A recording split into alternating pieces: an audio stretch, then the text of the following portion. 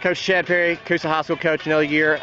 Behind the helms, can you tell me a little bit about the expectations and what you expect this year from the Eagles? Well, our expectations are high this season. We've got a good group of returning starters from last season. You know, we're senior loaded this year as far as 19, 20 seniors, and 17, 18 are definitely players that played experience last year. So our expectations are high. You started the year off with a big win against Stars Mill, playing up. You never know what you're going to get.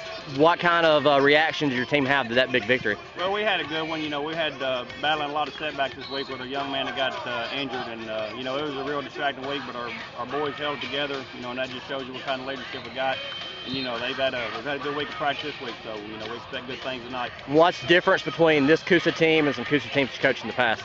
Just the number of starters that we've got with playing experience. Usually early in the season, like we are right now, we've got guys that are still trying to, maybe brand new at a starting position, but just the luxury of having some guys that, we're on the field. Some of them for 3 years now, a lot of them for 2 years. Just returning that experience, to the field is a big plus for us. Obviously, before the season started, you had a big injury. How has the team rallied, and just how's the team morale? It's big. I mean, it's reality, and the young man that got injured in a car wreck, it just puts things in perspective.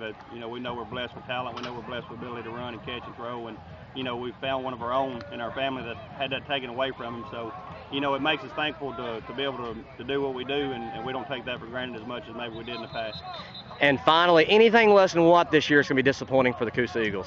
Anything less than playoffs will be disappointing.